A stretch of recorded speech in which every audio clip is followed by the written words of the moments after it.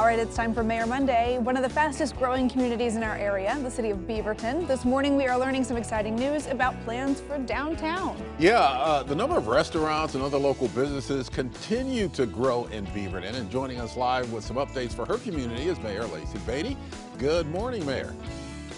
Good morning. Thank you for having me. Yeah, thanks for being here. First of all, I want to talk about what you're working on in terms of your Beaverton Downtown Loop project. What's the latest there? Oh man, we are so excited about what's happening in downtown Beaverton. We were one of the 3 cities in the state to get a raise grant from the federal government. We feel like we won the lottery. And so we're going to get $3 million to plan for what that loop is going to look like for pedestrian safety, focused as we draw in more restaurants and amenities downtown. We really need to focus on that. And our Congresswoman helped us secure a $4 million demonstration project to go with it. So we're going to be able to spend some time planning and build out a couple segments of us, which should put us in the pipeline for more federal funding in the future. So what impact does that have then for some of those businesses downtown to really be planning out that growth with pedestrians and with people in mind? Well, I think all the early adopters to our downtown core are pretty ecstatic about it, as we're already drawing a lot more people into the space. We closed an entire downtown street, First Street Dining Commons, so people can sit outside, enjoy food in restaurants and bring their kids and have a lot of fun. I mean, we had tens of thousands of people down there recently for our Beaverton, our trick or treat event. The city is really working hard on making that a destination. And so I think businesses are pretty excited. Like any change in any community, it's a little bit slow growing. So we're bringing the community along in the process. We're making sure that we're prioritizing the right things. Pedestrians, bike riding, people over cars. And that's a hard change for some communities. Yeah, I can definitely see that. Washington County is no stranger to the homeless issues that we see in other counties, including Multnomah. How would you define what's happening in Beaverton when it comes to homelessness? And what are you doing in terms of your efforts to help and prevent more homelessness? That's a great question, because sometimes when we talk about homelessness, we talk about it as it's an exclusively a Portland problem, but it's not. It's a region-wide problem. Beaverton is not immune to what's happening in our region.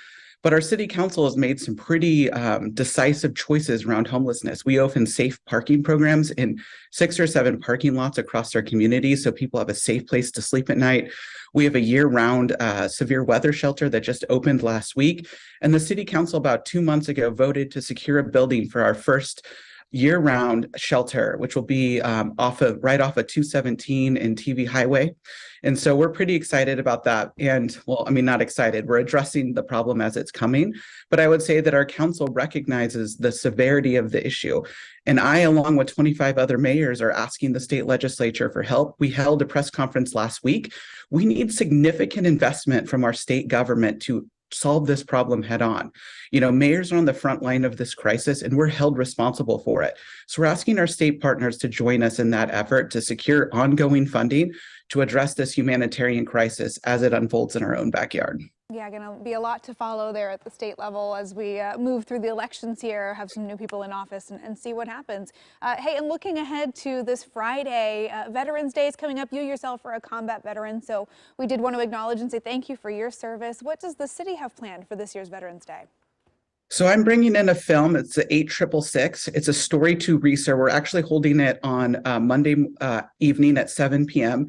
It's a story of the first all-women auxiliary unit in World War II that was mostly Black women who saved the mail service during World War II.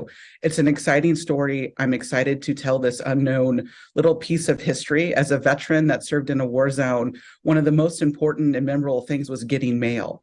So, and that is a story for every single veteran. And of course, there'll be Veteran Day across the region. So just take a minute, think a veteran in your life, and particularly our National Guard. We are one of the most deployed Guard states in the country. And if you got a COVID vaccine or a PPE delivered, or they were out serving wildfires, they're right here. They're our own citizen soldiers, and they're likely your neighbors. So a thank you goes a long way. Yes, and just out of curiosity, what branch of the service were you in? I was in the best one, the Army. The Army. Gonna get about a ton of hate mail after that, but that's okay. You know, as the daughter of a Navy pilot, I'll let it slide. I'll let it slide. But again, yes, Mayor, thank you for your service, and great to recognize Veterans Day in Beaverton. Thank you. And To stay up to date on what's happening in communities all across our area, watch all our previous segments on coin.com. Just click on the AM Extra tab.